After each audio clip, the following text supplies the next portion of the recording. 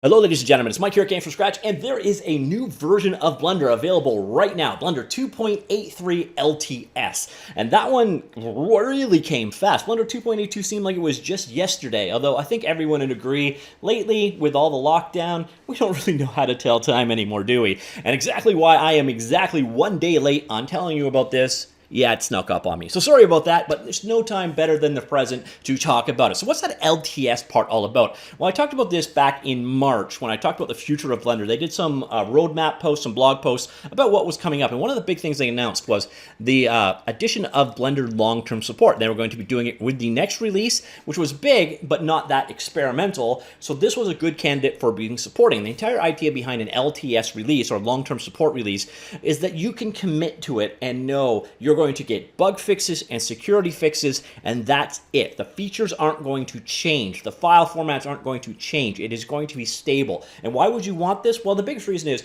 let's say you are starting a motion picture project or a game that's going to take multiple years to develop. You don't want all your file formats to be destroyed mid-shift, but of course you're going to want support for that version, things like bug fixes and so on, and that is what LTS versions are all about. Now, it's not going to be every version. We're going to see LTS being done off and on, but that is what we have today. So I'm going to get into the release notes in a second, but first I'm going to jump on over to Blender 2.83 LTS and demonstrate my favorite new feature, to be honest. And here we go. This is a plane. I've been playing around with it a little bit already. And what we've got now is if you come in, it's just a standard, let's go back over here, edit mesh, very subdivided plane going on here. I went over here into sculpt mode, right so, and you're going to see there is now a brand new brush right here. This is the cloth brush, and with it selected over here you can see the controls for it. We've even got a lot of advanced controls. We can pin down corners so that they don't get deformed, so you can define edges and so on.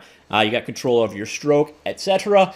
But basically what this is a cloth editing brush. You treat your surface as if it was cloth. So see if I can come in here and we can start creating folds like that. So imagine if this was a tablecloth or something, or cloth on a person, and you can animate all of this. So if you wanted to have, frame by frame animation of a cloak billowing in the wind, you can. And you can see from this brush, it just does a really cool job. So if you want to have cloth in your world, we can bring out the edges like so.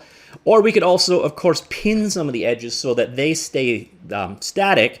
So you could have it as, pinned at the shoulder or, around someone, have, again, a flowing cape in the wind, animate this on a per frame basis if you so wish, or you can just use this to sculpt, the outfit for your character in your game or however you want to use it. But this is a really cool new brush. The two major controls you're going to find are the cloth mass and damping. You can also control the fall off and how the deformation is going to work.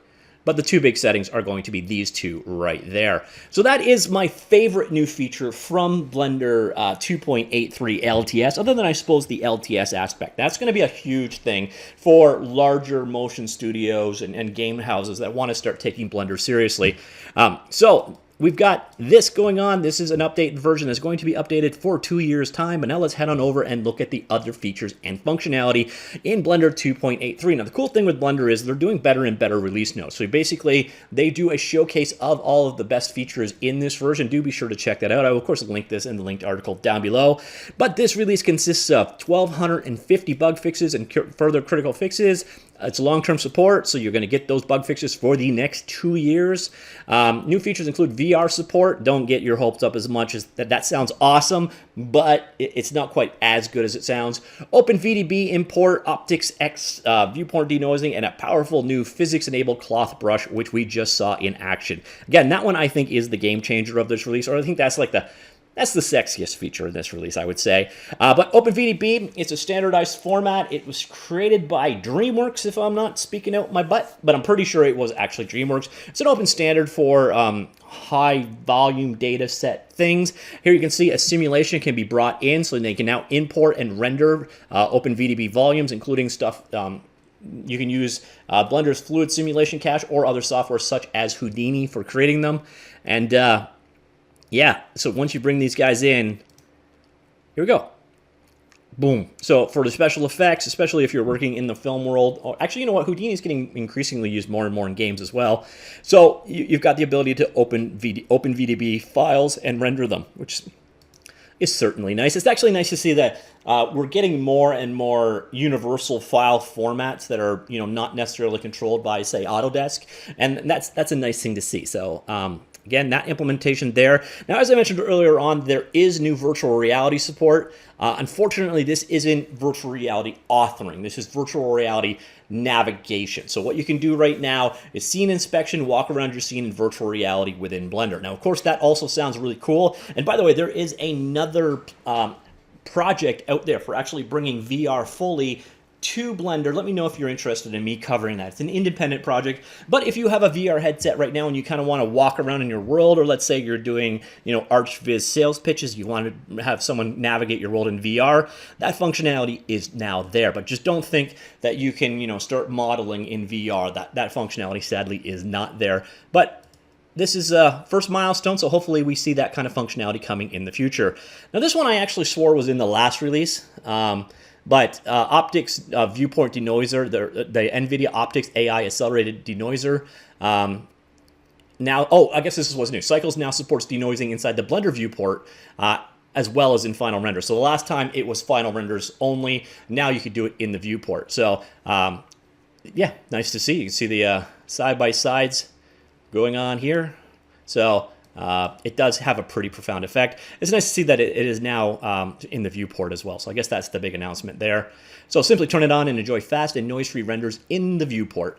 I already showed you this one earlier on. It's pretty awesome. So you've now got a physics simulated cloth brush painting. So you can get some really cool natural looking folds easily. As mentioned, mass and dampening properties of the simulation are the settings of the brush. 2 additional controllers limit the influence and fall off the simulation. Mass vertices act as pinned during the simulation, and gravity is applied directly in the solver.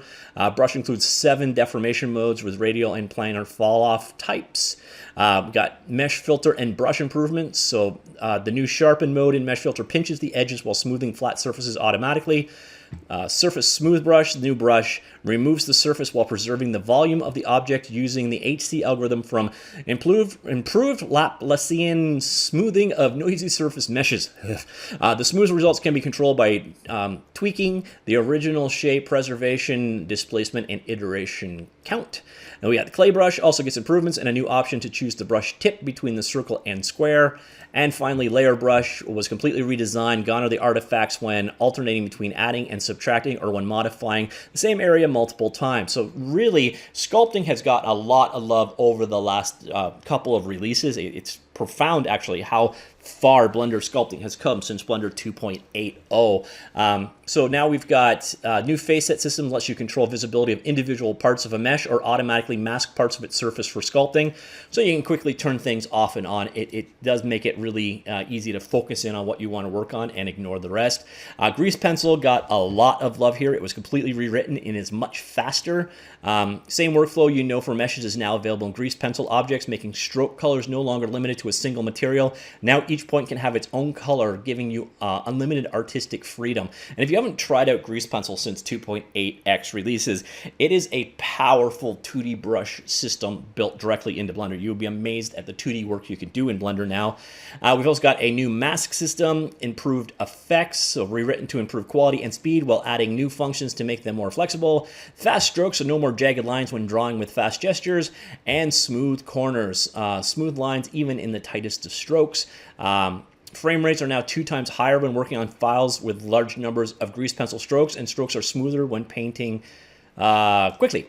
And then we got VFX match, viewport, and render, pixel perfect blend modes, new alpha control for stroke fill colors. So Grease Pencil continues to get love. And then we've got Eevee. Eevee was probably the star feature of Blender 2.80. It is the real-time rendering engine, and it is almost like looking at fully rendered frames just in real-time speeds. So render passes, compositing Eevee renders is now much simpler thanks to individual passes, just like cycles. Light cache update reflection probes are now stored in cube map arrays instead of octahedron map arrays. What does this mean? No more artifacts and stretched texels. Hair transparency. Hair geometry now supports blending with alpha hash and alpha clip mode. Shadow blend modes are now also supported. Adjust HDR blur in the material preview. Easily adjust the blur amount, HDR background in the material preview. And high quality normals. New option to avoid textures looking weird due to no low resolution normal issues on dense meshes. We have updates to the shader nodes, including vector rotation. So a new angle slider lets you rotate the vectors. Go crazy with your setups, okay? Increase the detail in noise textures with the new roughness settings. Vector map, vectors can now wrap around for easy tiling. Wave direction, control the direction of the lines in the wave node. And white noise color node now has a color output.